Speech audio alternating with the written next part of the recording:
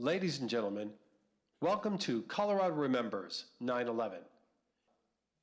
And now, please rise for the posting of the colors by the Colorado National Guard's Honor Guard and our national anthem, sung by Hazel Miller. Oh, say, can you see by the dawn's early light what so proudly we hailed at the twilight's last gleaming, whose broad stripes and bright stars through the perilous fight o'er the ramparts we watched were so gallantly streaming, and the rockets in air, the bombs bursting in air, gave proof through the night that our flag was still there. Oh, say, does that star-spangled banner yet wave o'er the land of the free and the home of the brave?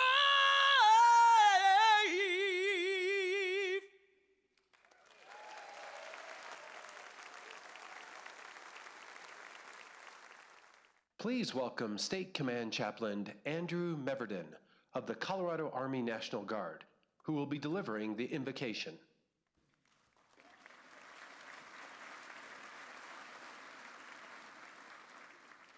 I'll take that as an act of faith. Let us pray. Almighty God, keeper of the eternal record, I invoke your blessing as we pause to commemorate the events of September 11th. Then as now, we continue to face the horrible consequences of evil as we witnessed commercial airliners commandeered by terrorists slam into the Twin Towers, the Pentagon, and the Pennsylvania Field. We remember the thousands killed and wounded in those attacks, along with those killed and being killed by their savage followers until this day. We also remember the heroism of that event, how the passengers and crew of Flight 93 denied terrorists the objective of their attack, and the remarkable evacuation of the Twin Towers by courageous New York City first responders. We remember the courageous response of our armed forces and the great cost in national treasure and blood, the thousands of U.S. and coalition military members killed and wounded in combat operations, among them Colorado's own sons and daughters.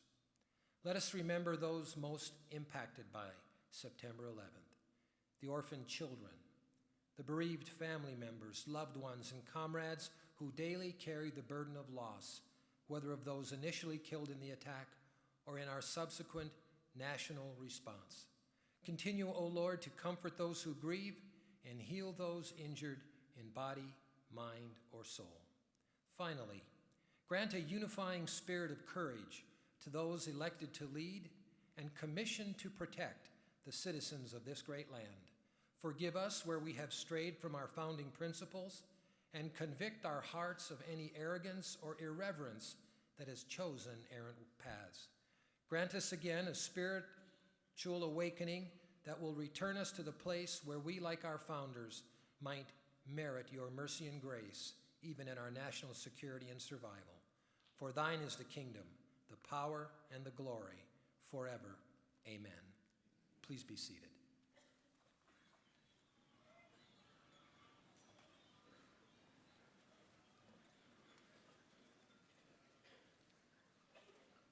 Please welcome Colorado Governor John Hickenlooper and Denver Mayor Michael Hancock.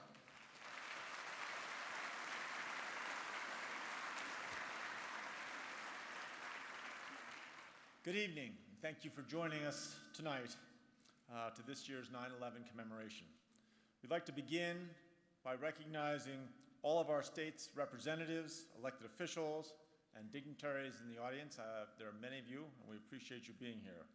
I'm especially honored to welcome members of the Jordanian delegation, including His Royal Highness, Lieutenant General Prince Faisal bin Al Hussein and Her Royal Highness Princess Zaina Al Faisal.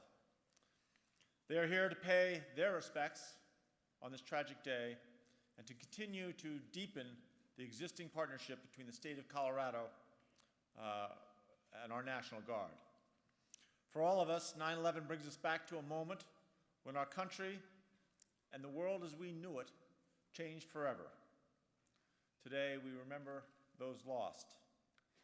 The attack on 9/11 was an attack on the United States, but also against all nations that exemplify our internationally shared values of peace and security. We continue to witness attacks around the world, and we will not be coerced by senseless acts of terror. President Kennedy said, "Terror is not a new weapon. Throughout history, it has been used by those who could not prevail either by persuasion or example. Inevitably, they fail, either because men are not afraid to die for a life worth living, or because the terrorists themselves came to realize that free men cannot be frightened by threats and that aggression would meet its own response." Thank you again for joining us to pay tribute. And please now welcome my great friend and colleague from the city of Denver, Mayor Michael Hancock.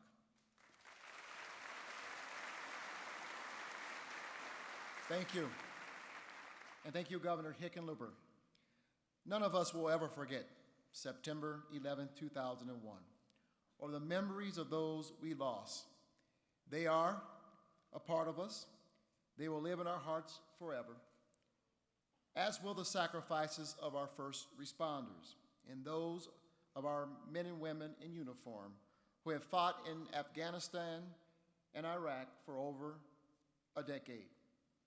They include thousands of Coloradoans, our family members, our friends, and our neighbors. Their valor and commitment are awe-inspiring, and we owe them a debt that can never be repaid. We have many of these individuals with us tonight, including members of the Armed Services, Colorado State Patrol, police, fire, and EMS personnel from across the state. Let's give them a big round of applause to show them that we honor their commitment and sacrifices.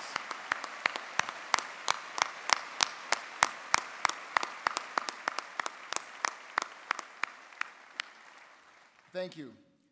Our common beliefs in freedom and democracy unite us now, as they did after 9/11, because we know they are stronger than any challenge. We will continue to stand united in the face of whatever adversity or hardship presents itself. We face a world that is increasingly more complex, a world increasingly filled with turmoil and unrest. But in the face of it all, we must not falter. We must not shirk from our global connections or our desire for a world built on mutual beliefs. Now is the time to stand in resolute hope for a world that stands united in the values of a better tomorrow. Thank you for allowing me to share in this important tribute with all of you. Ladies and gentlemen, please join with me and stand for a moment of silence to honor the lives lost on 9/11. American Airlines, Flight 11, World Trade Center North Tower, New York City, New York, 8:46 a.m.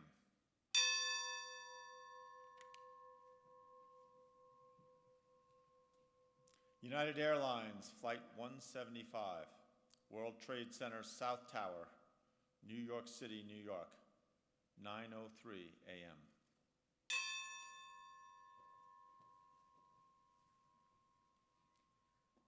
American Airlines Flight 77, Pentagon, Western Facade, Washington, District of Columbia, 9:37 a.m.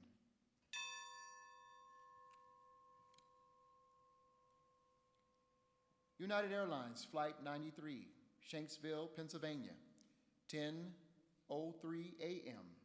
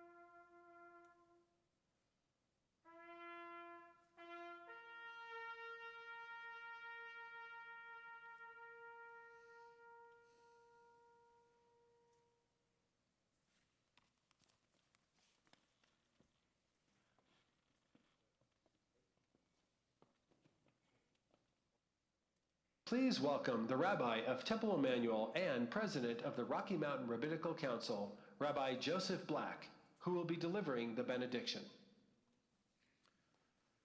In Jewish tradition, when a child becomes 13 years old, she or he becomes an adult. 13 years ago, our nation was born into a new age, and an entire generation has grown with the awareness of terror.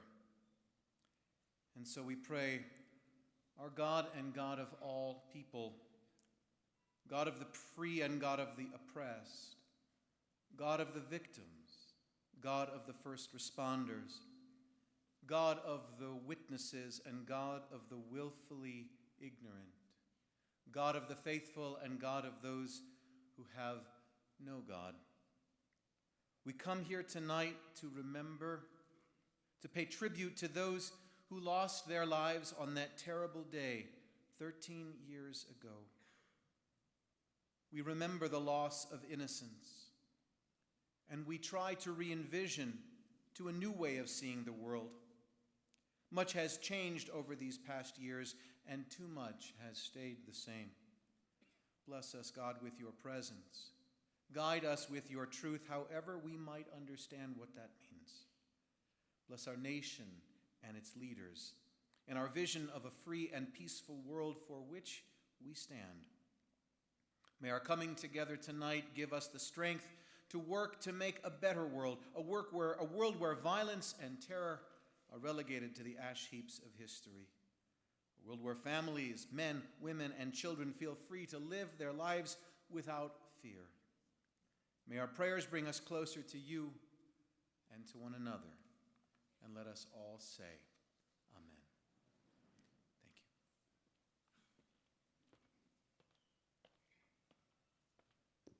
you. Ladies and gentlemen, please be seated.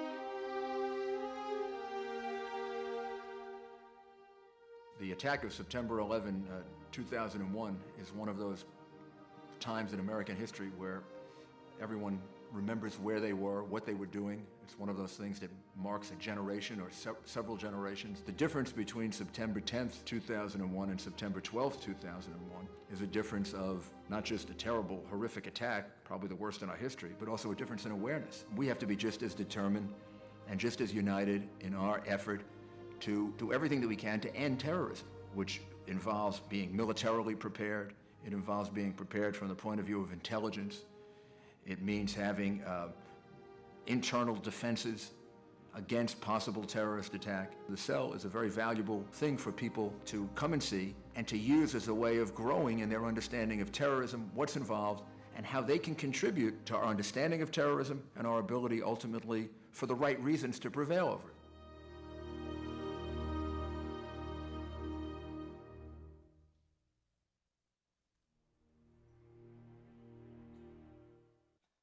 Please welcome to the stage Larry Meisel, founder of the Counterterrorism Education Learning Lab, The Cell, and Mac Tully, publisher and CEO of the Denver Post.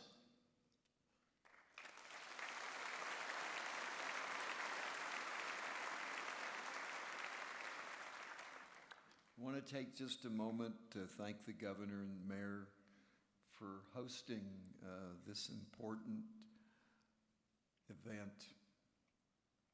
As we know, the event of 9/11 was a wake-up call for our nation.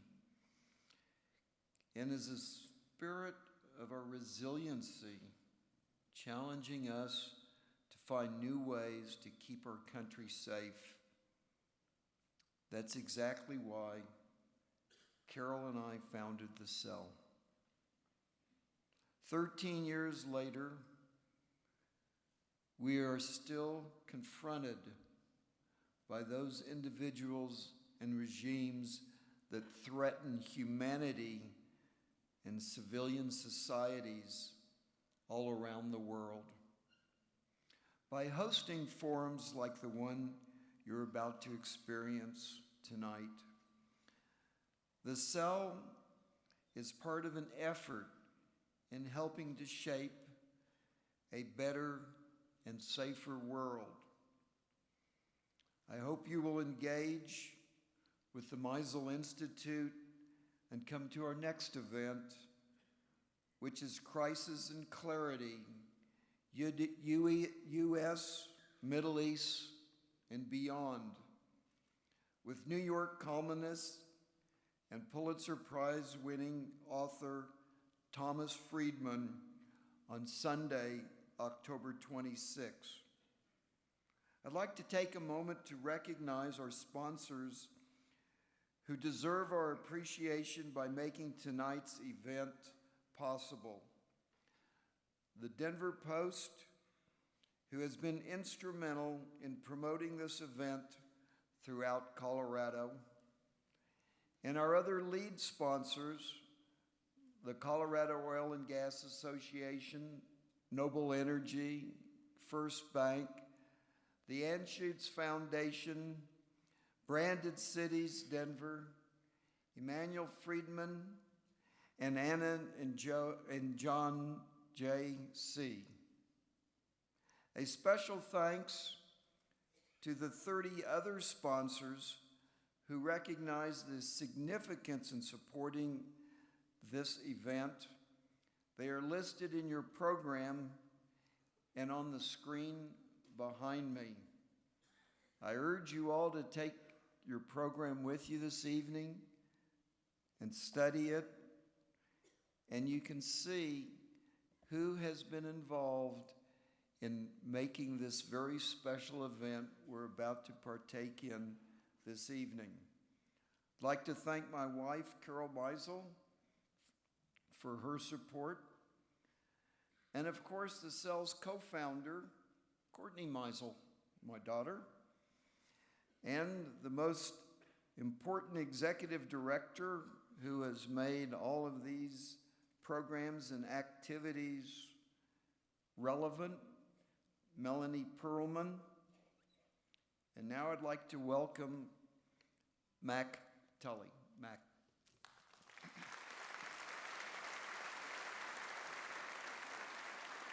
Thank you so much, Larry, and thank you so much for inviting the Post to be part of this magnificent event. It's truly my privilege and honor to have the ability to introduce tonight's featured speakers.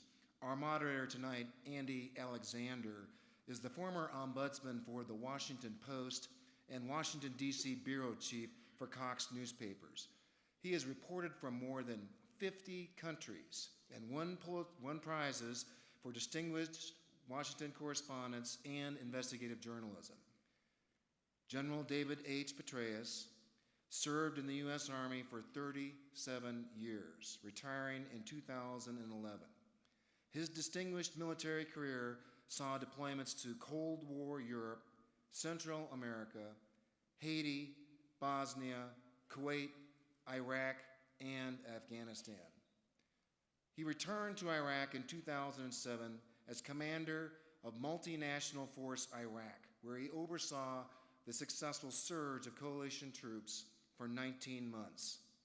He then served as commander of U.S. Central Command from 2008 to 2010. Subsequently, he took command of the NATO International Security Assistance Force and U.S. forces in Afghanistan. In 2011, he became director of the Central Intelligence Agency. Today, the general continues to be a leader in international affairs. He serves as the chairman of KKR Global Institute and is visiting professor of public policy at the City University of New York's Macaulay Honors College and a senior fellow at Harvard University's Kennedy School of Government.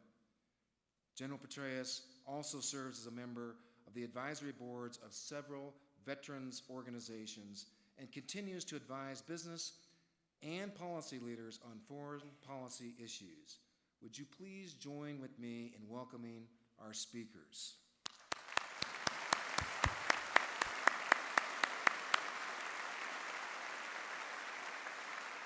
And I'll now turn it over to Mr. Alexander. Thank you very much. Great. Thank you very much. And it's so nice to be back here in Denver. This is, those of you who have been to these events will recall I did this a year ago. And you know, it's kind of special that we're doing this on 9/11 because, and also that we have a packed house.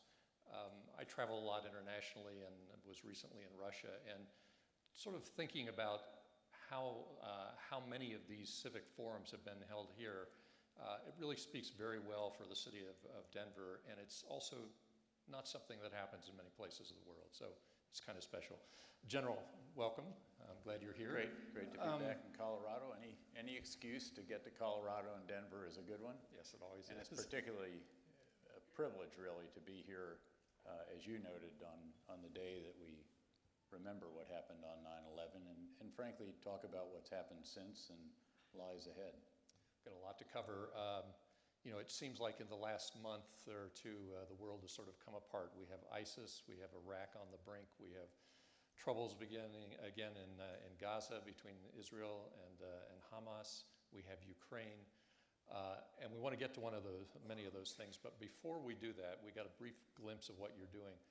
Tell us, since you stepped down from the CIA, what are you actually engaged in? Well, it's a wonderful portfolio of business, academic, and speaking, and then support to veterans organizations. And it all fits together nicely. Chairman of the Global Institute of a global investment firm, one of the respected ones, I think, in the field, most respected, KKR, offices in, 20 different countries around the world. And it's very, very stimulating. We pull together global macroeconomic analysis, environmental, social governance issue analysis, and then, of course, geopolitical risk and analysis.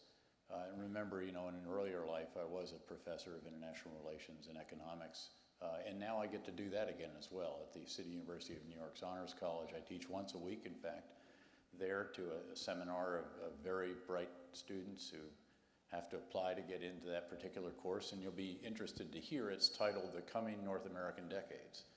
The first semester I started out, it was a little bit tentative, and it said, are we on the threshold of the North American decades, ? I threw caution to the wind in the second semester. We are on the threshold of the North American decades, and this state knows a lot about that because a lot of this has happened as a result of the energy revolution, but also the IT revolution, the manufacturing revolution, the life sciences revolution, and then our relationships with our two North American partners. I have a chair at the University of Southern California, spend a week per semester out there, and then as was mentioned, I'm a senior fellow up at Harvard several times a semester there. And then I just finished co-chairing a Council on Foreign Relations task force on North America again with the former World Bank President Bob Zoellick, which was great fun.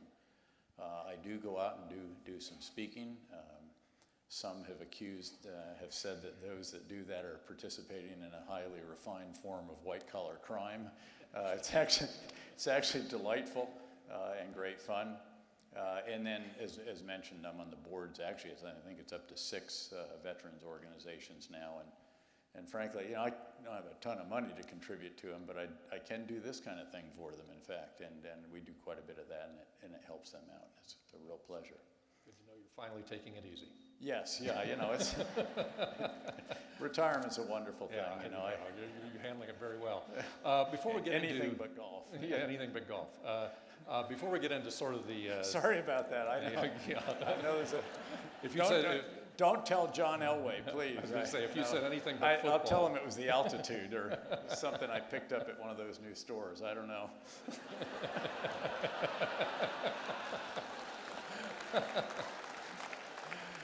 Well, before we get into sort of the news of the last couple of days, we're here on 9/11. There was a poll that came out 2 days ago, NBC Wall Street Journal poll, that had an astounding statistic to me.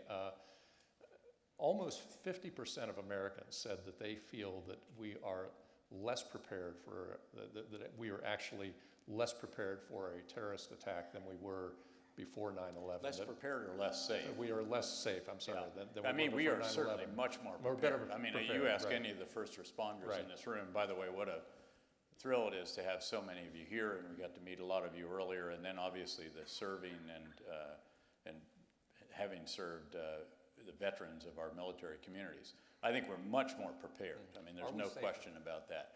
I was perplexed a bit because, again, how can you ask, are we safer now than we were on the eve of the 9/11 attacks? I mean, we obviously were not very safe. We were colossally unsafe because we had the single worst terrorist attack on our soil in our history. I don't think that's coming down around the corner. You don't know. You should knock wood. But there's certainly no indicators of that. And I think, again, we are better prepared. We have much more integration of our law enforcement, intelligence services, and all the rest of that. So I was a bit perplexed to see that. Now, having said that, I think there is an understandable reason for it. And that is that people see horrific actions taking place around the world. They see terrorists, the Islamic State of Iraq and the Levant. By the way, ISIL is the right acronym. It's not just S for Syria, or Shall it's we go actually with ISIL Al-Sham. tonight We then? should go with ISIL Okay, tonight, all please. right. Yeah, because this is about not just Syria. They would like to go into Jordan, and Jordanians are in the audience, and also into Lebanon, where they have done some damage already. They see that. They see American citizens being beheaded. They see continuing violence resumed in Iraq. You see the Ukraine situation. Obviously, you see continued violence in Pakistan and Afghanistan, and you even see maritime disputes in the waters off China. So if we So had- there's a host of challenges out there, and I can understand why that might give people a sense that they are less safe. But I think we are so much more prepared that it would be surprising to me if it turned out, in fact, that we were not. Yeah. Well, let's jump into, we were given a gift in timing because of the president's speech last night. We have a little news here that maybe you could comment on the outset. There is a report out that General John Allen will be given the enormous task of trying to pull all of this together that the president talked about last night. You served with him, assuming this is He's correct. a terrific. What can you tell us about He's a him? great American. He was a terrific military officer, military commander. I was privileged to have him during the surge. He was a one-star out in western Iraq in Anbar province. Anbar was on fire when we started the surge. There was a little nascent start of reconciliation going on there, and John proved to be instrumental as the deputy commander of the Marine Force for Anbar in really fostering the spread. What we wanted to do was create a critical mass of reconciliation between the Sunni Arabs who had come to feel alienated from the government in Baghdad, initially with us and then with the government itself, so that you could ultimately bring the fabric of society back together. And that is indeed what happened. Now it's been torn apart again, as we can talk about in a moment. But in fact, if you look at what took place in the surge, you actually have to have all the same components of that comprehensive campaign that we had, with the difference being that in part as a result of the surge and the subsequent years of efforts by our men and women in uniform, diplomats, aid workers, and courageous Iraqis, the Iraqi government, for all of its challenges, has much more capability and can do the reconciliation itself and should do the reconciliation itself this time. And the Iraqi security forces, as many problems as they have had, indeed the collapse in northern Iraq, do not underestimate the Iraqi security forces. There is much more latent capability there. It just needed to have the political meddling removed from it. It needed to have a competent chain of command reestablished, and it needed to get some good planning, a good feel for intelligence, and then obviously had to have the enabling fires that we can bring, the precision close air support and so forth, that is so important, and they're actually beginning now to reclaim. And of course, President Obama wanted to wait, I think rightly, until there was this government of national unity that was announced. Prime Minister Abadi is now in place. His very first action in his first national security meeting was in fact to talk about how we can get a program of Iraqi National Guard, as he terms it, which is very similar to the program of Sons of Iraq that General John Allen, one-star General John Allen, helped spread throughout Anbar province, and it then spread out through the rest of Iraq. He did such a spectacular job there, frankly, that when I left Iraq 19 and a half months later and went to U.S. Central Command as a 4-star, I asked that he be promoted to 3 stars, even though he'd spent less than a year as a 2-star, and he become my deputy. And there was a little churning in the Pentagon until Secretary Gates sorted the priorities out, and then he reported to MacDill Air Force Base. Then I subsequently, of course, went to Afghanistan, and in fact, he replaced me there, and that was not coincidental either. So he served our country exceedingly well, and he will be terrific in this position if it is announced tomorrow, as I guess it's expected. Let's unpack this a little bit. So a major element of this is not only stepped up airstrikes within Iraq, but the president made it clear he's willing to go into Syria, airstrikes there. How far can airstrikes get you? Well, if you have They some can ground degrade, forces obviously. to force the enemy to mass, they can get you a very long way, and I think you have that in Iraq. First of all, let me just say right off the bat that I thought that the president made a very strong statement last night about the threat posed by ISIL, a very compelling argument about the need to combat that threat, and a good point of departure for our strategy. There's obviously a lot of detail to follow. This was an outline. I like that he didn't give all the details. I mean, he and I believe you don't necessarily tell the enemy everything you're going to do until you do it to him. And I applaud that. And so with respect to the members of the press here who are trying to ferret all that out, patience, please. But you have in Iraq, I think, the ingredients are there. Now that you have a government of national unity. Now, there are some assumptions that the outreach to the Sunni Arabs who became alienated in recent years under the Iraqi government as a result of a series of actions against major Sunni Arab politicians and then violent reactions to peaceful demonstrations. So that part of the community has to be, again, brought back in. It has to be given an incentive to support the new Iraq instead of to oppose it. That's doable, I think, and I think that Prime Minister Abadi has already started that process. I know he has. And you already see Sunni tribes being willing to fight out around Haditha, where they have our close air support and partnership with Iraqi forces and competent planning. There are existing headquarters. We have people in some of those headquarters now, helping them develop the intelligence picture, using our intelligence, surveillance, and reconnaissance platforms and an armada of those platforms, and then helping them with the planning, the coordination, and the execution, particularly in terms of enablers. There are substantial numbers of Army and police elements in Iraq. Certainly those that were shattered in the north need to be reconstituted. That'll be part of the effort, certainly. Turning back on the security assistance will be another big element of that.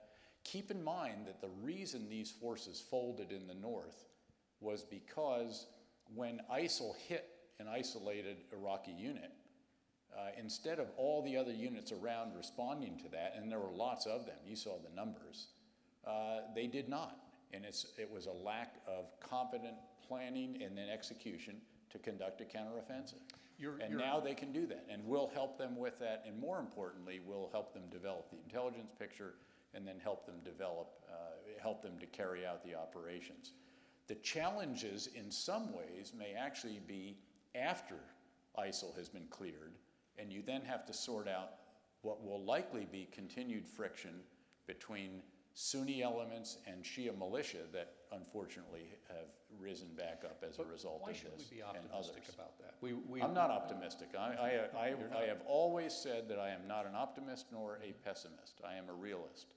And you'll recall me saying that in Iraq numerous times, and as I repeated regularly, you know, it's all hard all the time in Iraq, and it will be all hard all the time. But the ingredients are there, and now it really is going to be whether Prime Minister Abadi and a new government that has some very good people in some key positions.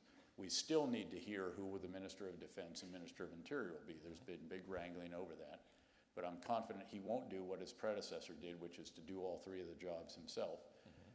And now he's got to, again, do the reconciliation. He's got to also make a deal with the Kurds. He's got to, again, reach a rational agreement between these two very important elements, I think that's doable. Again, I know the individuals over there. I still have conversations with people. And then, though, he's going to have to deal with what do you do now that the Shia militia are back on the streets, and now you're going to activate Sunni elements as well. Again, I think that is doable, and that's a realistic assessment. It is not going to be easy, but with our help with intelligence, planning, coordination, and then providing the supporting fires, these ISIL in Iraq should not be overestimated. This, in many respects, it has nowhere near the roots, the numbers, and the structure that Al-Qaeda in Iraq and the associated Sunni insurgents had when we launched the surge. Is it not better armed? Yeah, but I mean, more money. So do you want to roll whatever you have with a Predator on top of you? These guys are out in the open, and they will have to fight out in the open because as Iraqi forces do ultimately flush them out, as they have done at Haditha Dam, Mosul Dam, a variety of cities on the fringe of eastern Nainoa province and so forth. The U.S. or someone is going to have to arm these groups, and also the moderates in Syria. I think the plan is... Syria is a different matter. Okay, now don't take this, and we'll talk about that in a second. Let me just take the broader point, though, Sure. which is that you put more arms in there. ISIL's been very effective at overrunning people and taking these arms. Well, they took a lot of our arms. Let's see ISIL try to ISIL's continued to try to overrun them. They haven't overrun them lately, not since we started flying F/A-18s and F-16s and Predators and Reapers and a few other assets. It's a very, very different matter.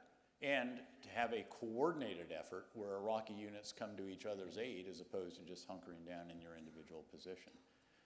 Yes, they'll have to be armed, but they're going to, by the way, they'll also buy those arms. You know, the great news about Iraq is it's still producing, it's probably back up to around 110 or 120 billion dollars a year in oil revenue after we helped during the surge, help them repair their oil industry, their electrical industry, and all the rest.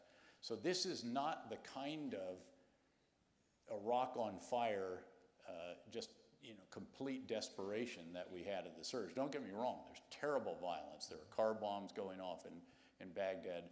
But remember in December 2006, when the president made the decision to conduct the surge, that month, every single day on average that month, there were 53 dead civilians due to violence in Baghdad alone, the capital of the country.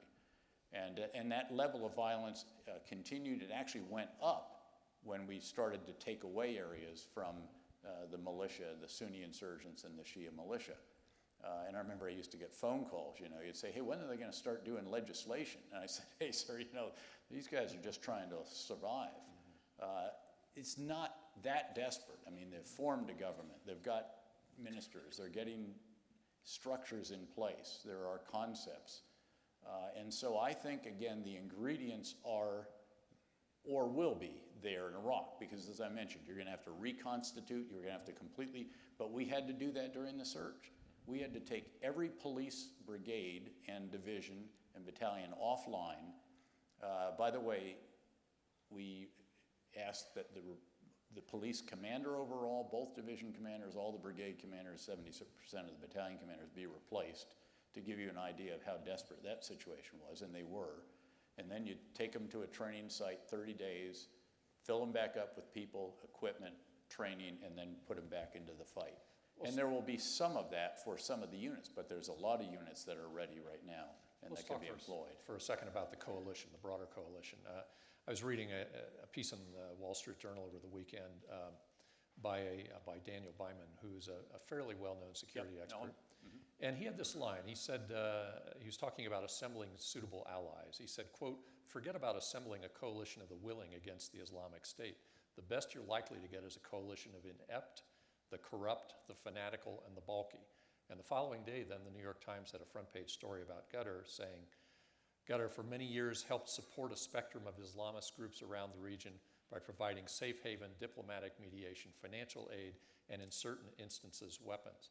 So if you look at these statements, why should we be hopeful that a coalition this time can actually come together and do something different? Well, I have no doubt that a coalition is going to come together. The question is what it is coming together. I mean, all the Arab states met today, in fact, with Secretary Kerry. NATO members pledged, a number of them have pledged support, the big ones. So there will be a coalition. The question is really what will each bring to the fight? And then the bigger question is how do the overall commanders, Iraqi and our coalition commander, the Central Command Commander, Lloyd Austin, who was the second operational commander during the surge. The first was the General Ray Odierno, now the Chief of Staff of the Army. Odierno replaced me. Austin ultimately replaced him. So he knows this country very, very well. So he'll have to do the same thing, frankly, that I did in Iraq and did in Afghanistan. You assess what are the strengths of each coalition member, what are the shortcomings of each, and then you try to complement those with, frankly, what the U.S. and perhaps some of the others can do. It would be enough in this case, frankly, if some of them just open their checkbook and write a check and make sure it goes to the right destination and doesn't go to some nefarious destination. And there will be a lot of effort in that regard, I'm sure. Where does Iran play in this? Because they can't get too chummy to us, but they have to be concerned about their standing there. What influence can they bring in this? Well, they are trying to increase their influence. The commander of the Revolutionary Guards Corps Quds Force, Qasem Soleimani, has actually been on the ground. He was photographed with some Shia militia soldiers after the liberation of one of the cities northeast of Baghdad. They reluctantly had to allow the previous prime minister to withdraw. So they're going to try to maintain their influence in any way, and this is understandable. They're the next door neighbor. By the way, Iraq has to have a relationship with Iran. That's not optional. Right. But they don't want to be the 51st state of Iran. Remember that Iraq is Arab. Iran is Persian, if you will. They speak different languages, and they fought a bloody 9-year war. And all the memories of that aren't going away. On the other hand, they are both Shia majority countries. And in fact, it's Iranian religious tourists that have really rebuilt the cities of Najaf and Karbala and a certain location in Baghdad. What do we need now, with Iran, though, this is not a case where the enemy of my enemy is my friend. The enemy of my enemy is my enemy. I mean, Iran supports 2 declared terrorist organizations, the Lebanese Hezbollah and the Quds Force. They have armed Hamas. They have done all kinds of nefarious deeds. And so, yes, we would like to get an agreement that would roll back, in some cases, halt their perhaps path to a nuclear weapon, which certainly they've been taking all the steps on as if they were going to, and that would be very important. But that's divorced from this situation, and just because we have a convergence of interests with Iran doesn't mean that we should start conducting business with them or coordinating our actions with them. And specifically, what do we need from Turkey? What does Turkey have to do to really help us? Well, there will be a number of, I'm sure there will be a number of asks from Turkey. There are certain transit, air, perhaps ground, there will be basing, there will be coordination. There's a lot of this that actually goes on already between the military. They're a member of NATO, after all. We have our Patriots deployed on their soil as part of a NATO response force in case the Syrians ever decided to go north. And then also they're going to have to tighten up their borders and work on who's going through there. And that will be very important because, ultimately you have to cut off all of what ISIL needs. And ISIL, just like any terrorist, really large insurgent group, it requires weapons, explosives, money, so the forensics financial piece will be very important. It requires sanctuary, headquarters, command and control, an ideology, lines of communication, resupply, experts in explosives, all of this they require. And what we have to do in a comprehensive effort is take all that apart. But when I say we, the Iraqis are going to do many of the tasks, the very tough tasks that we did during the surge when they didn't have that capability. They can, over time, certainly provide the ground forces. They'll even start to develop their own Air Force and other assets. They are doing some air attack operations, but they're about a year or more away from getting F-16s and this kind of equipment. They will do the reconciliation. They'll do the nation building. After you clear and hold, you have to rebuild. And they can do that, and they have the money for it now. This is not the Iraq that was completely, again, in flames with the electrical towers on the side and the oil pipelines all blown up.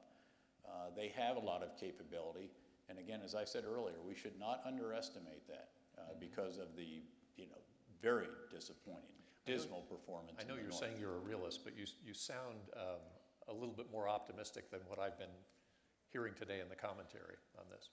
I mean, the issue is here, we can bomb them. Yeah, by the way, I am nonpartisan. Okay. And No, I that's truly, right. not just bipartisan, No, I am nonpartisan. you're an expert.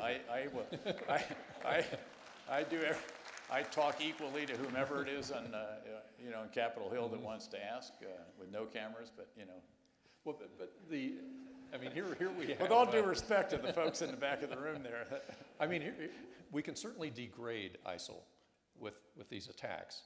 And there is a plan now to take the modern forces in Syria and train them in Saudi Arabia, get them back there. They have to be armed. But it seems that ISIL has been so effective in taking and controlling territory, and if they're degraded, what's to keep them from simply doing what many groups do, which is you go into civilian areas, and then you're forcing people to come in and try and root you out. That's the tough go. Well, in Iraq, again, let's just finish on Iraq, then we're going to go. Syria is a totally different situation. In Syria, this is just, again, the beginning. And in Iraq, it is not clear that ISIL has, again, the kinds of roots in the civilian communities that were built over a number of years as the Sunni insurgency developed prior to the conduct of the surge. And so I don't think and there's not, the Sunni Arabs of Iraq have gotten to know ISIL very quickly. And I don't think that there's a great deal of embrace going on in many of those locations. Certainly there were more fertile fields for the planting of insurgency again because of the alienation of the Sunni community by the Iraqi government. But it's a new Iraqi government now. There's new hope. There's outreach again. There are Sunnis back in key places in government. And so I think that in Iraq, this will not be the kind of house-to-house affair that you had to do in the clearance of, say, Ramadi, Fallujah, many parts of Baghdad, and so forth. Let me just keep you on that for one Sure. second before we shift over to Syria. Early in your tour in Iraq, you were very effective in Mosul. I mean, it was like classic counterinsurgency stuff, everything that you had written about on your theories on counterinsurgency, engaging the community, brute force doesn't always work and all that. But it's necessary sometimes. It's too. necessary Don't, sometimes, but it's not. People say, it's he was not the the only softer thing. side. We had a harder side as well. Infrastructure And it matters. takes all of it. Yep. Living among the community and all You that. bet.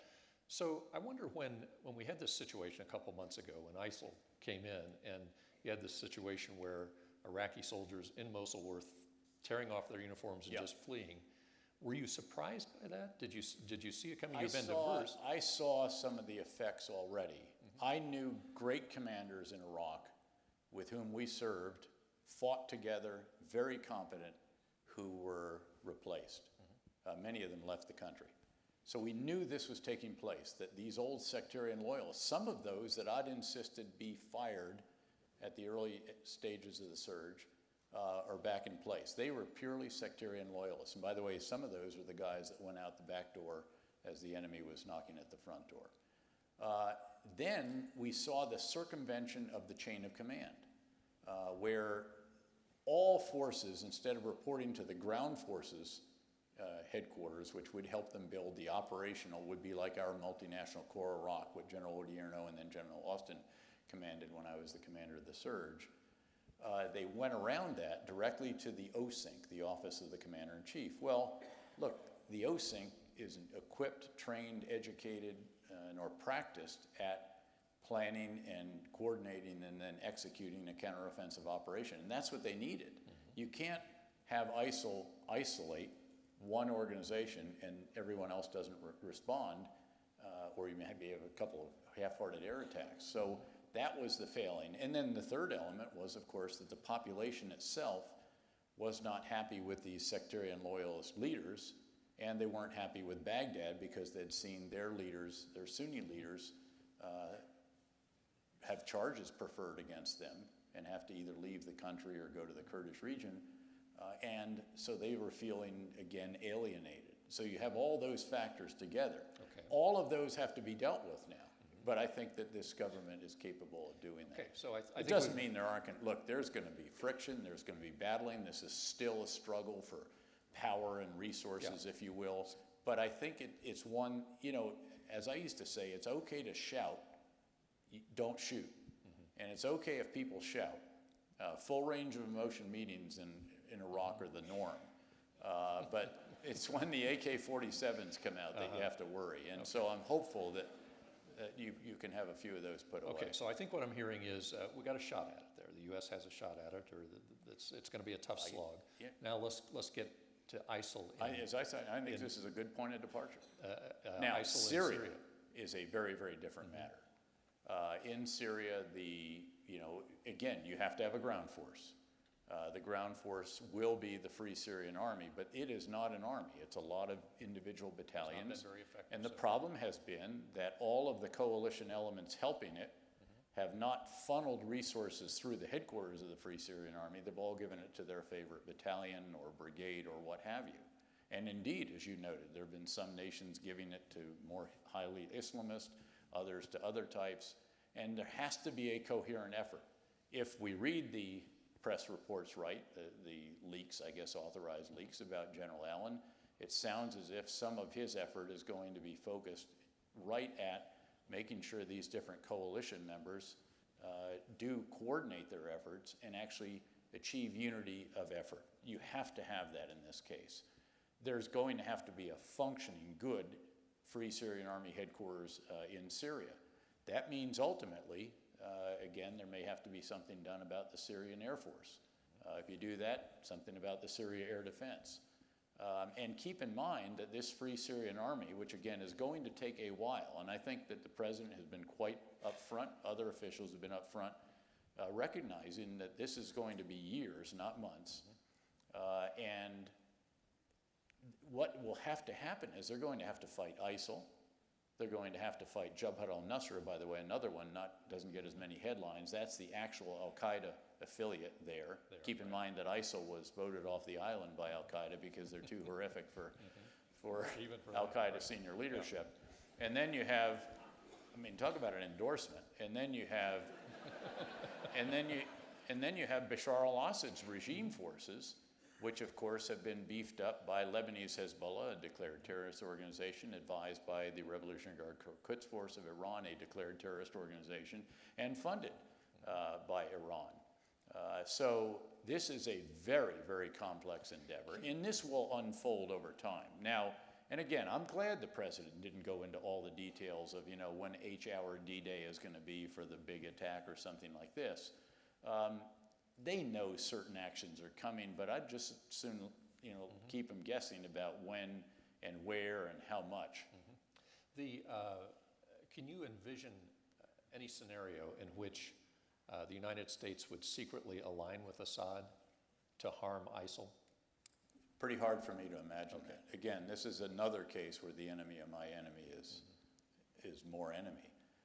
In fact, really, again, this will play out. And how someone quoted last night and said, actually, David Ignatius of the Washington Post repeated that, you know, there was a certain point when I was a two-star general, commander of the great 101st Airborne Division. I saw some 101st patches out there today, by the way, air assault.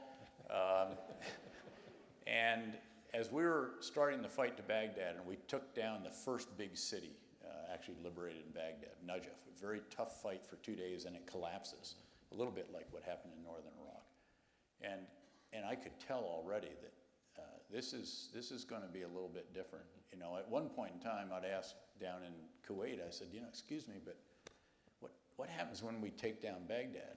And somebody stood up that was part of this relief effort and said, you know, don't, Dave, you just get us to Baghdad, we'll take it from there.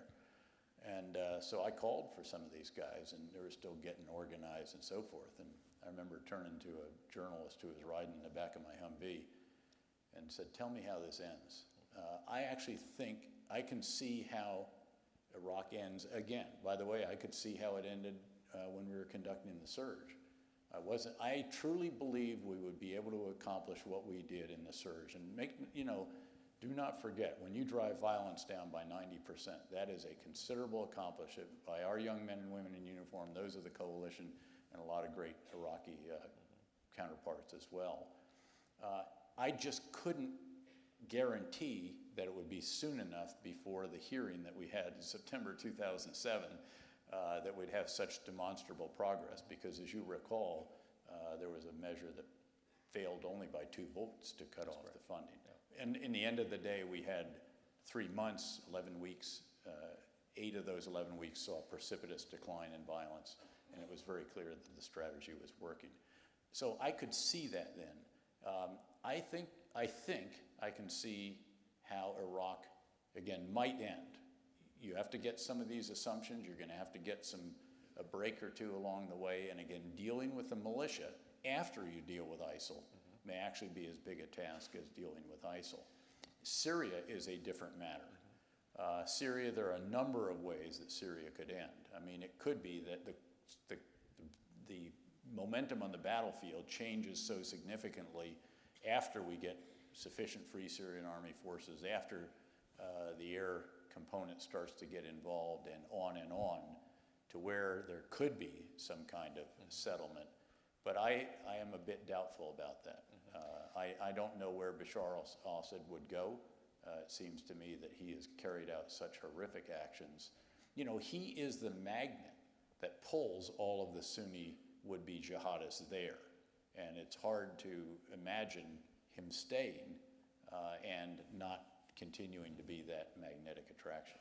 Let me just touch on ISIL, one other thing that has to do with public opinion. You know, a year ago when I was here, there were a number of national polls that said that the public backing for strikes in Syria is very, very low. And it was a problem for Obama. I think it was around 20–21%. He didn't have the public backing to go on. People were very war weary. This NBC Wall Street Journal poll in the last couple of days has 2/3 of Americans saying we got to do something. So there is a big turn. Now, obviously, what turned a lot of that, I think, was the beheading of these 2 journalists. Yeah, but the accumulated, I think, effect and it's also. accumulated. Yeah. But my question is, when on the beheadings, because they were so visible, and ISIL is very effective with their social media, their PR marketing, if you want to call it that. Do you think they knew that they would get that reaction? Was it intended to draw the reaction we're getting now from Obama? If it was, they're going to face the world's best military here as a result of this. Now, again, it will be with a lot of the host nation providing the ground forces and so forth. That's quite a calculation. The longevity of leaders of Al-Qaeda and other associated organizations has not been the greatest in the world. If you think of Osama bin Laden and the 3 number 2, you know, the most dangerous job in the world for quite a period, was the number 2 man in Al-Qaeda. 3 in a row were dispatched, and 12 of the top 20 at one point. All this is all publicly known, obviously. Very key figures in Yemen, more recently the leader of Al-Shabaab, Zarqawi in Iraq, who was the most effective leader up until Baghdadi. So, you know, if someone has a death wish, I think They expressed it then. He's expressed it quite effectively. Okay. Let's go back a year ago when President Obama decided not. He drew the line in the sand and basically said, if you use chemical weapons, we're going to do this. And then he did not follow through. Do you think he should have?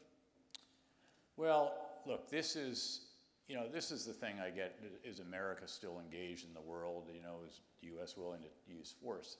And I say, man, I went to this president in 2 4-star combat commands and as a director of the CIA with a lot of tough calls. I mean, if they weren't tough calls, I wouldn't have taken them to him. I would have made them myself. And the vast majority of the time, not always, I mean, it's publicly known that there were some, but he did not shrink from those tough calls. I did not take him the Osama bin Laden call. That was obviously my predecessor at the CIA. But you'll recall that his Secretary of Defense, the very highly respected member of the cabinet, was Which one are you talking about? Secretary Gates. Gates. Actually opposed that. And so Opposed the Syria strikes. taking out Osama bin Laden. Osama bin Laden, you're Very right. high risk mission. And he went ahead and did it. I mean, so again, this needs to be a nuanced picture. Now, having said that, the Red Line episode, noting that it's a good result that 90% of the chemical weapons are removed from Syria, that's the estimate, I think, right now from officials. That's a very good result. But how we got there was a pretty circuitous route, and to have the Russians, to have Vladimir Putin be the one that orchestrates that, Which and so we'll forth. get to in a So, second, but yeah. that sort of speaks to my point. Do you pay a price when you threaten and don't follow through as commander? Well, again, this is a little bit less, it's a little bit more complex than that, I think. But certainly, if you go to Congress and then realize that Congress is not going to give you the vote that you want, you're in a tough position. The same as the Prime Minister of the UK, who actually had a vote and didn't do well. Whoever did the whip count for that needs to be. Yeah, they're out. I'll tell you, that didn't go well at all.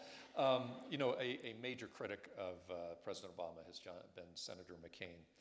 And I was looking back at... Yeah, but he supports him on this. He says we should support the president on the funding and the authorization for the training of the Syrian opposition. Now.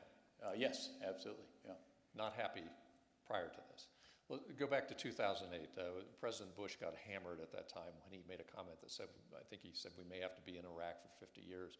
McCain, who at that time was sort of gearing up for president, was asked that question. Here's what he said.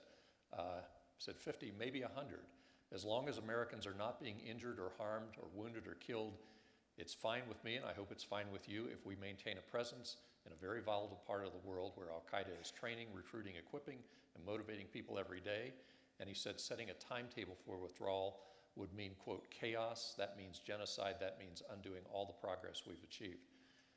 Was he right? Well, look, this is in the heat of a campaign, number one. Number two, keep in mind that Senator McCain and Lindsey Graham and Senator Lieberman were the three amigos. They were about the only three guys that supported me during the surge. Yeah. So this is like asking me about The Godfather. And you remember that line in, I forget what it was, Godfather 2 or whatever, where Michael gets Fredo out in Las Vegas, and he pulls him toward him and kisses him on the forehead and says, Fredo, I love you like a brother, but don't ever take sides against the family. You're asking me to comment on family. And look, he had my back and I've had his. And so, look, these take time. I think the commitment the president gave was quite a strong one when you understand that you're talking years, not months. There's a clear recognition that this is a problem that will be handed ultimately to his successor, something that no president wants to do. Certainly, I mean, deadlines have shortcomings. There are some features to deadlines. As Stan McChrystal noted, if you have a deadline, you can go to your coalition partners and your host nation partners and say, quit fooling around here. We got to get on with this. And it's a bit of a productivity tool. But obviously there's some downsides to it. And, needless to say, there's never been a commander in history who didn't want more forces, more resources, more funding, and nowadays more high band tactical satellite links, more bandwidth, as the folks at NORAD and Spacecom know. So that kind of notion is one that's challenging, certainly. Let me take you back again on something you said about Iraq. Now we're just focusing on the stability and future of Iraq. Way back in 2008, there was an NPR interview, and you were asked to define victory in Iraq. And you were customarily cautious and measured. Yeah, I didn't use the term victory. I thought what you want to do is just make progress. These are long efforts, and I recognize that even as we drew down in Iraq, and even as we ultimately withdrew our combat forces, leaving several hundred security assistants under a 3-star, that fight was going to go on. And it did go on. And sadly, because of actions of the Iraqi government, They tore apart the fabric that we'd worked so hard to bring back together, and as I mentioned, alienated a particularly important part of their community. You didn't define victory, No, but here's what you said. I remember. Let me just read you your words. You said that, getting close to that, you said that it would be an Iraq that is at peace with itself, at peace with its neighbors, that has a government that is representative of and responsive to its citizenry, and is a contributing member of the global community. Now, I'm not asking you to It's define. not a bad answer, No, actually. I was impressed with this, yeah. If that was NPR, I wasn't reading notes or anything like that either. No, it's so. very good, yeah. But there is a perception, I think, among many Americans that Iraq is, until maybe this last week when they got a new government, was edging towards sort of a failed state thing. I'm sure you would disagree with that. Oh, no, I wouldn't. No, Well, I think it was well- edging towards civil war. Well, then let me. That was a very desperate situation, but nothing like the desperation of late 2006 and early 2007. So let me turn the question in modern times today, Sure. all right? How would you define defeat in Iraq? Or not defeat, but failure. How would you define failure? Well, I mean, if you end up in a civil war that ends up with the country just completely coming apart, obviously that's not what you want to achieve. That is certainly not progress or success. That's obviously defeat. I think that this can be avoided. And again, that definition actually, I think, would stand as the definition of what we would like to see achieved in Iraq. The difference being that the Iraqis are going to do vastly more of this for themselves this time than was the case when we had to do so much of that for them. And you blame Nur al-Maliki for much of that then? He and his government, this really pains me to say that because he and I were very close partners, obviously. He made a very courageous call to actually attack the Shia militia at one point in time. This is his base. He's going after the armed fighters of his 60% plus percent of the population. That is, again, his electoral base. And with our help, in fact, that time again as well, we did defeat them. There in Basra, we defeated them in Sadr City, something we'd held off on for over a year, and then in a variety of other places in Baghdad and then the southern part of the country. He had more than had his moments. And again, he did support reconciliation. Some of this was reluctant. It took some time. We had to get it started. We didn't have an option. We had to get going. We could not wait for the government. Remember that government, I think it had taken 8 to 10 months just to form the government. I mean, this is the situation. But you would not disagree that in recent months it has started to unravel? In recent years. In recent years. In fact, I was on the ground in Iraq in mid to late December, before Christmas of 2011. Director of the CIA was there doing some things. And the 4-star General Austin had Can you already... tell us some of those things? Or? Well, some of those are revealing because some of those things did not come to pass in part because of the Iraqi government, which wanted some of those things, supposedly. Did we stick with them too long? This isn't about us. You know, he's not our government. He's not... Yeah, but we clearly had pressure. I mean, there's a lot of, we could apply pressure. Oh, no, come on. Now, look, we don't have a particularly good track record at overthrowing heads of government in other countries. No, but I think that's generally pressure. something... We had a lot of military pressure at critical times. I mean, there's a theory out there that... well, I mean, look, there were plenty of people in Iraq that would have loved to have had a vote of no confidence, and they couldn't achieve the votes. I mean, I had some of them sit in my office in a previous government employ. I had a slide on my desk. I knew where all those votes were in Iraq, and that number never existed. Keep in mind, he represented, again, the electorate that was most important to him was 60% of that population. Do you know his replacement? Yes, And your impressions of him? I think he's off to a good start. One week in office? Yeah, and that's, you know, you don't know. When you have people that have not been in the man, and they've always been the deputy or the vice or whatever it may be, you have to see. I think it was very interesting to see what happened in Yemen when President Saleh was finally encouraged by his electorate to leave. And his longtime vice president, who many people had just seen as the guy sitting next to Saleh all the time, took office and actually stepped up to the plate. Now, there's lots and lots of challenges in Yemen, don't get me wrong, but he has turned out to be, again, a good bit stronger than I think a lot of people feared might be the case.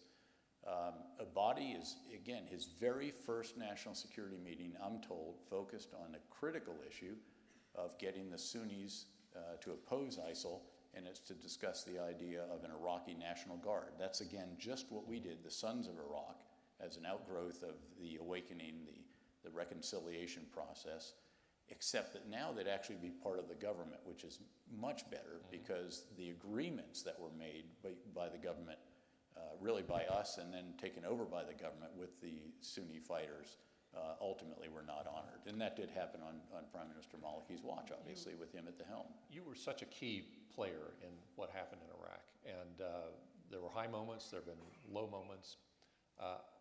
There's a lot of evidence from polling that the Americans feel that it didn't end the way has not yet ended the way they wanted it. I wondered, and I'm sure you've had to do this, when you have the family members of someone who lost their life in Iraq come to you, or a spouse, and say, ask you, was it worth it? What do you tell them? Look, I tell them that our country was incredibly fortunate to have millions, literally, of young men and women raise their right hand and take an oath of enlistment or commission in the wake of 9/11 in particular, knowing that they'd be asked to deploy to combat, going off, carrying out the missions that they were assigned in a invariably honorable and extraordinary manner. And I think that is hugely important. I think it was a noble effort and so forth. What I will never answer, however, is whether we should or should not have done Iraq in the first place. And I think it would be wrong for the man who wrote more letters of condolence, I think, than anybody else in Iraq over the 4 years that I was there as a 2, 3, and then 4-star, to ever render an opinion on a question like that. Let me just also add something, and this is not a quip. People often ask me, what was it like to command, or what is it like when I was in the position to command something like the surge in Iraq, sort of the main effort of your country at the time. And I used to say, it's the most unbelievable, awesome experience that you could ever imagine. It's just that on a good day, but there aren't many good days. And it's tough. I have really been pained, as all, I think, those who sacrifice so much, and especially the families of the fallen, to see so much of what we worked so hard to build not perform in the way that we'd hoped they would. Having said that, again, there is a lot of capacity and capability that is there still that we built. The fact that we could move right into an existing headquarters that has communications, that has staff officers that know what they're doing, another one in the north, and can start to then link up with divisions and brigades and all the rest of this. You just get the political meddling out of that. Let the professionals carry this out. We enable it in the ways that really only we can, uniquely, at least in an industrial strength way. And I think we'll see what the Iraqis can do. Let me ask that question in a slightly different way. You are renowned for being very close to soldiers, having a good sense of the pulse. Aside from what you would tell the families, what is your sense of, if it's possible to sort of make a broad judgment on all those that have served in Iraq as to whether they think it was worth it? At this point in time, we don't know the outcome. Yeah, you'll get different answers. I mean, and I think that's understandable. And it will depend on individual experiences, on levels of disappointment and so forth, and what they've seen transpire in the past year in particular. So this is just tough. But look, people did something extraordinarily honorable. They were motivated to do this. Our own son went to MIT and in his second year decided that he would join ROTC. He called, I was a 3-star, I was back actually at that time, I was out at Fort Leavenworth, Kansas, and he called me up, said, "Hey Dad, just want to tell you I joined ROTC, what do you think?" And I said, "Call your mother." He said, "Well, he said I did, and she said to call you." So I said, "Okay, well, we're proud of you." But you know, we ended up, he was actually on the ground as a young airborne infantry second lieutenant platoon leader, outside the wire most days of the week getting shot at when I arrived as the commander, and he was there on the ground for 6 months. I mean, what he and what his generation, I have actually used the term, I believe truly that this is the new greatest generation. In fact, it really came from Tom Brokaw, who coined the phrase, of course, the greatest generation, best-selling book for years. And he was with us early on in 2003 with the 101st Airborne Division, and going around seeing all that our soldiers were doing. It was really remarkable, the tasks that we were taking on, that way beyond just going out and killing or capturing and running off bad guys, and doing it with extraordinary ability. And so he'd been with us for a while, and I remember I saw him right before he headed back to Baghdad, and the helicopter, the blades turning, and he grabs me and shouts into my ear, and he said, "You know, that World War II crowd may have been the greatest generation, but what I've seen out here surely is the new greatest generation." And I have come to cling to that more and more.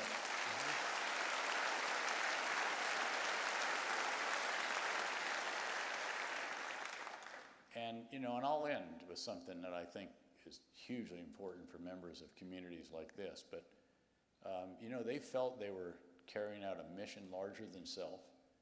That's an extraordinary privilege, again, to do that. And they, by the way, a number of the veterans organizations that I support actually serve to bring veterans back together, because they want to be back again with those who also served a mission larger than self, the members, you know, the Brotherhood of the Close Fight and so forth, which, by the way, now has women in it, have earned their place in that as well. Let me ask you a question that I know you will be tempted to interpret as something you don't want to answer, which is, should we have gone into Iraq? I'm not going to ask you that. I want to ask you more falls in the category. That's an individual. I have some colleagues. There's actually CNN, the American War Generals, I think it's called, or something like that, on Sunday night, big plug. We had the premiere we had the premiere on Mondays. This is a National Geographic show. And I'm actually wearing a bracelet. It was given to me by the widow of one of those who was killed in Afghanistan, as a matter of fact. What I want to ask you about is the incredible moral decisions that you have to make as a leader, as a military leader. And one of those, as it relates to Iraq, and it can be applied in different settings like this, is as a military leader, you did not ask to go to Iraq. That was the mission, and you had a say in it, but you've fulfilled the wishes of the Commander-in-Chief. Yeah, you don't get to, you get this invitation, you don't get to regret, Okay. Apologies, but otherwise committed. Would love to be there. But what I want to get to is the moral decision. When you have a situation where Actually, that's a good question. For the pretense for going to war was weapons of mass destruction, or the intent to use them, and that's pretty well been discredited. Once you get in a situation like that, where you realize, my gosh, we're at war now, but the basic premise here that was used was faulty. How do you struggle with that? Well, you are where you are. It? I mean, look, you are where you are. And we believe there were weapons of mass destruction. I remember when I was executive, the chairman of the Joint Chiefs, we had all the big briefings, and we believed it. Yes, but there came a time when we knew that there had not been. After the fact. After the fact. But what are you going to do now? Well, no, that's... sorry, no weapons of mass destruction, you're on your own, that's Iraqis. my question. I'm trying to get inside the head of a general you've committed these people. There is loss of life and suffering all over, because that's what happens in war. Well, do you tend to, at that point, think we need an exit strategy sooner than we anticipated? I don't know how you can conclude that. I mean, you just need an exit strategy. I mean, regardless, you always want to have an exit strategy, but let's get it right before you exit. What you have to do is create the conditions whereby you can gradually draw down, gradually transition to something you've built back up, having repaired all the damage and infrastructure and everything else with your partners, and increasingly with their money. But you have to go through that process. And then, again, you did go in. It was your actions that took the regime down. And it'd be more than a bit irresponsible to say, oops, no weapons of mass destruction, I guess we're going to head back home. Yeah. Let me shift to another area, Ukraine.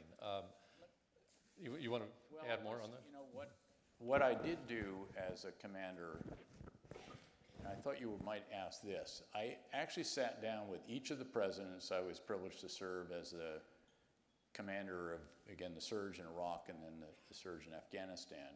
And before going out, I said, Mr. President, if I owe something to you, and more importantly, in truth, to the men and women on the ground and our coalition partners, and that is if I ever feel that we cannot accomplish our mission, if we can't make progress toward the accomplishment of our mission, if we just reach the point it's not doable, that would be the point at which I would report that to you, and I would literally say, give it up and let it go up in flames. Now, that is a terrible, terrible thought to have, candidly. And there were a couple of nights in each country, Iraq and Afghanistan, where I literally went to bed thinking that if there was not something changed the next day, in a couple of cases, the leaders of the country had to reinterpret what it was they'd said the day before, shall we say, or clarify, I think was the word we used, that I was going to make that call. I think that's a hugely important obligation. And I was ready to do that. And as I said, there were, by the way, you don't sleep much on a night like that. And in each case, actually, there was a change. And so we were able to continue. Let's turn to Ukraine. I was in Russia recently, met with some, in Moscow, I had dinner with some people that had been in the embassy for a long time. And one of the things they were saying that I found interesting was that they found Vladimir Putin a very unpredictable person. It was very difficult for them to anticipate what he's doing. You were at the CIA, and obviously you profile leaders. What's your take on it? Well, I think that's an accurate depiction. I think this is an individual who sees the dissolution of the Soviet Union as, the worst event of recorded history, or at least the 20th century. Would very much like to restore, actually what he'd like to restore is the Russia of the empire. Very much wants to reassert influence, wants to stride the global stage, but has been unpredictable. Has seemed to be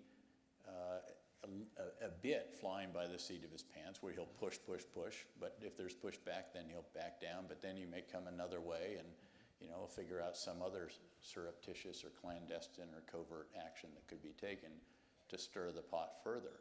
And we've seen this repeatedly. We saw it obviously in Georgia, we've seen it in Ukraine, again, repeatedly, and we've seen it in a number of other locations as well. He's tried to reestablish some degree of the Soviet Union or the empire, perhaps with a customs union and some other schemes, none of which have really taken any kind of wing at all. And so, he cannot abide the idea of Ukraine succeeding.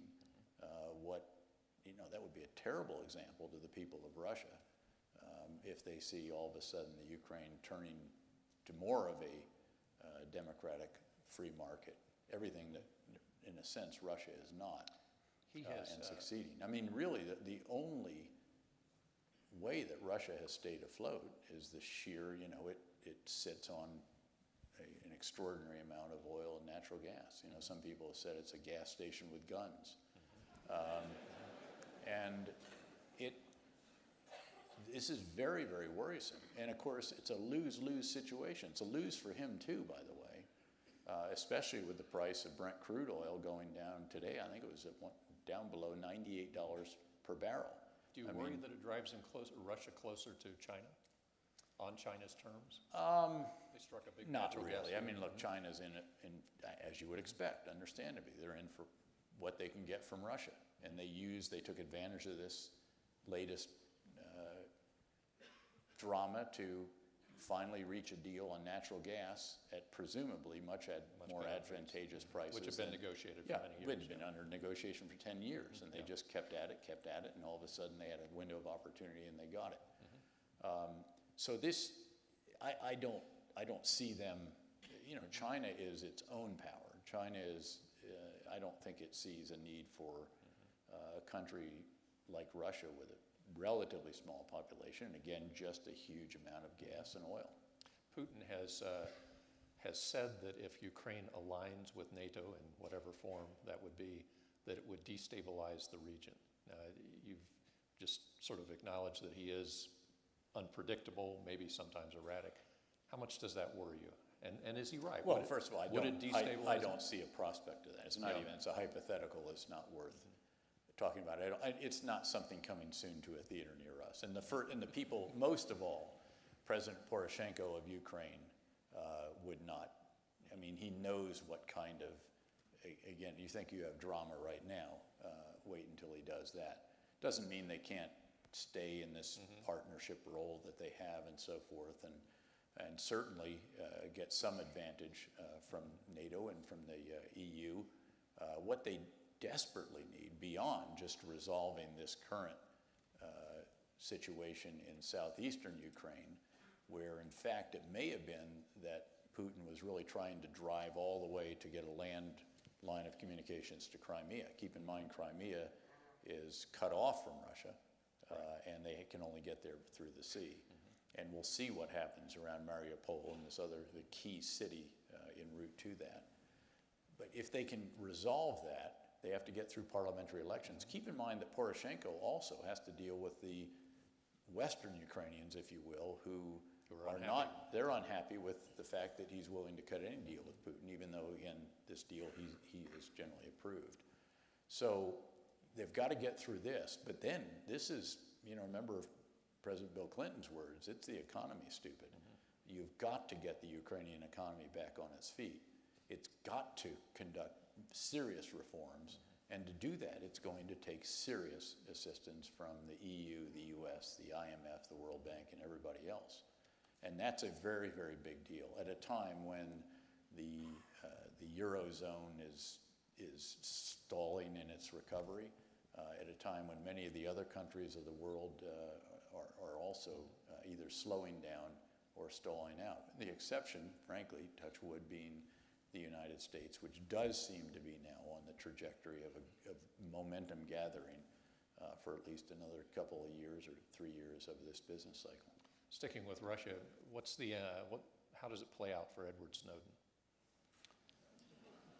Well, and obviously it caused a lot of problems for. I mean, he's caused. It's people likely said it's the single worst, intelligence disaster ever. It's not. I mean, the worst is when the nuclear weapons making designs were handed to the Russians, I would think. But this is a very, very serious blow, and there's no question about the damage that it has caused in a whole host of different ways, but not just in truly alerting terrorists. And we know it's been said publicly that they have changed some of their methods of communication, command and control, and all the rest of that.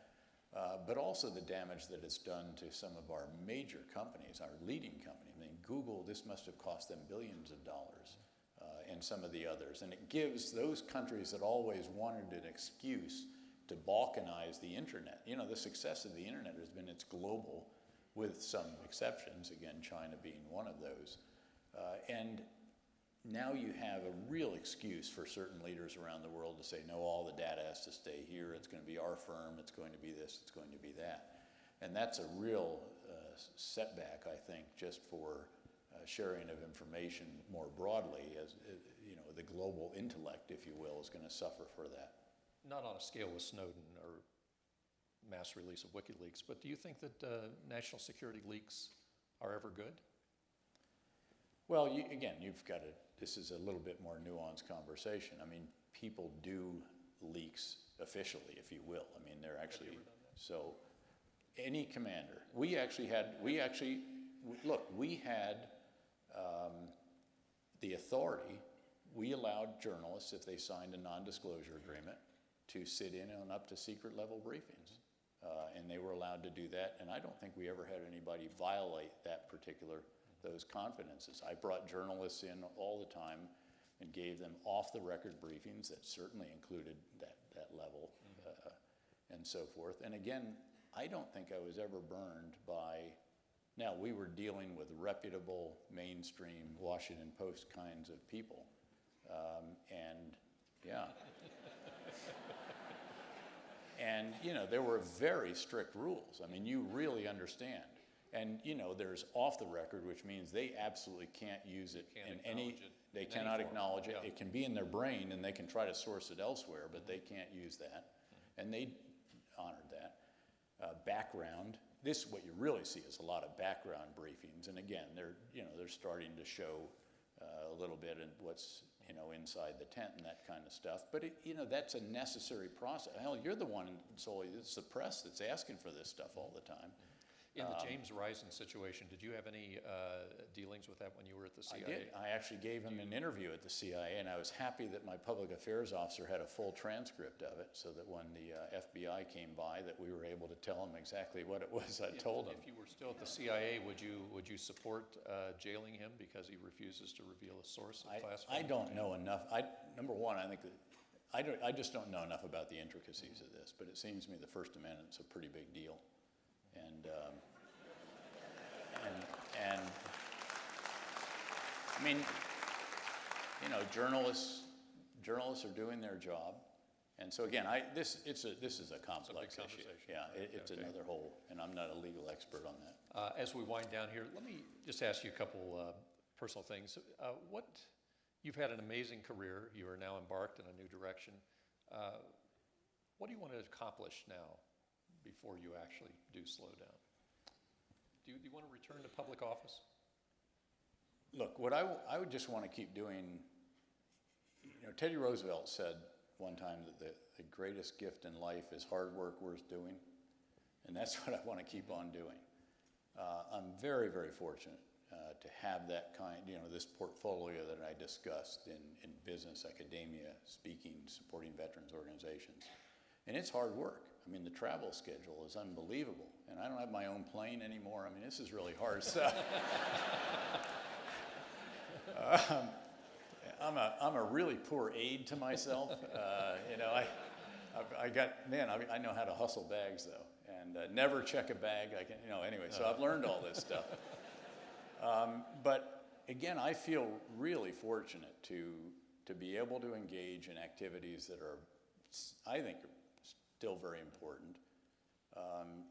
I mean, look, I do, as was mentioned, still talk to folks, and folks ask me for thoughts, and I have a reasonable network of old counterparts and comrades and friends. Would you like to go back into public office?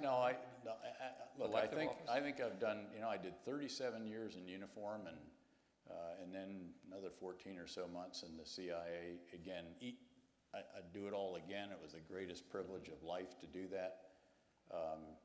But yeah, you can't go home, and so it's hard. As always,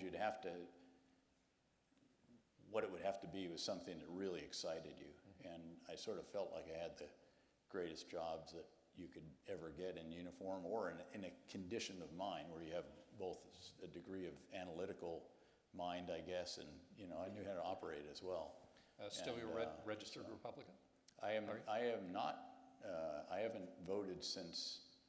We're not registered at all. In fact, if you register, you have to say where you live, and we don't even get mail at our house for security reasons. So, but no, I am not, and I have not been for. I stopped voting when I was promoted to 2 stars. I thought it was a really small, little, insignificant thing, and when all the hoopla was about, this guy might want to run for president. That is nothing. I would never have done that, and there are a couple of reasons why not. The first is that my family was adamantly opposed to it.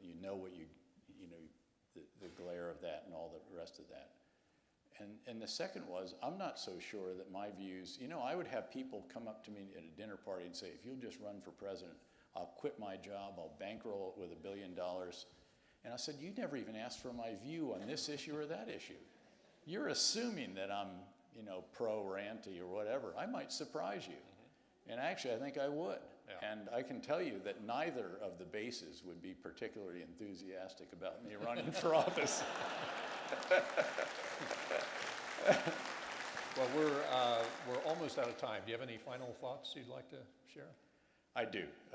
Look, first, thanks very much. This has been a wonderful conversation, and I can see why you've been asked back and why you're a success when you're the ombudsman and all the other great positions you've had over the years. I really did want to tell this community something that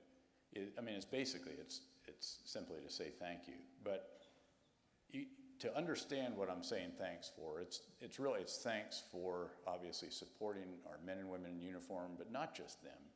It's men and women of the first responders, the law enforcement, diplomats, aid workers, intelligence officers, all of those who have done so much since the event that we commemorated here this evening in particular. Not that they weren't doing a lot before, but this has been a decade of war, and it clearly is going to continue to be that way.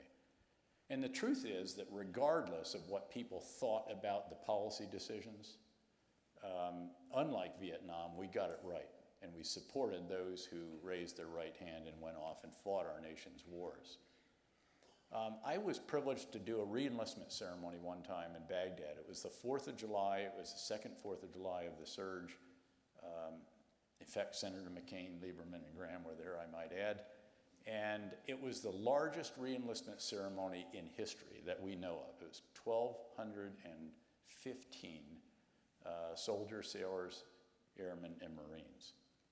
And we almost didn't have a venue big enough. The truth is, we didn't set out to do that big. I had this great Sergeant Major Marvin Hill had been with me in the 101st Airborne Division. He came back on short notice to do the surge. By the way, he went with made a CENTCOM and then went on, obviously very short notice, ended up in Afghanistan. He went over there as well, a true hero. And we had been doing re-enlistment ceremonies over the years. And so we said, why don't we just do one that's a little bigger than the last one? And I think that was 300 or something like that. That seemed manageable.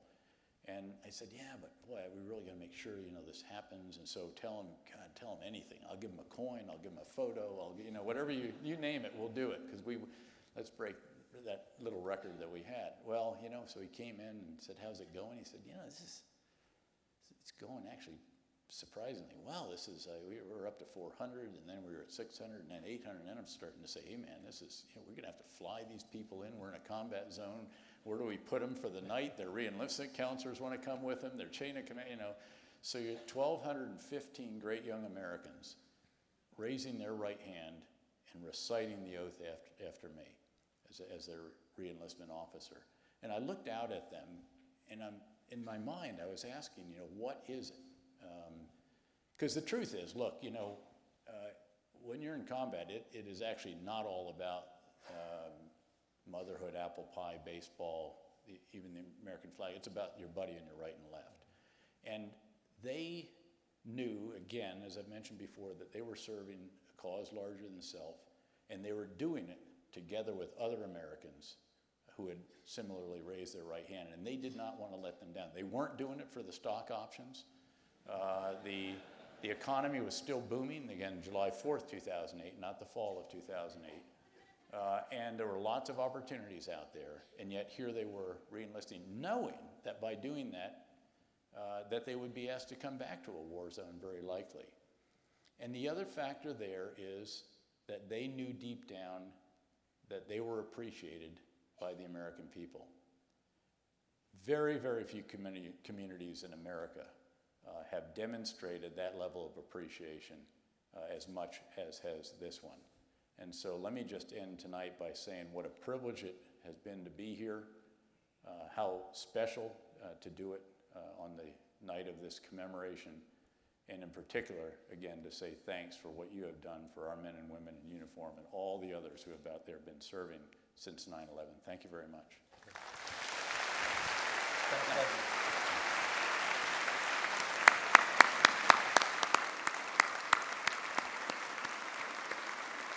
Thank you, General.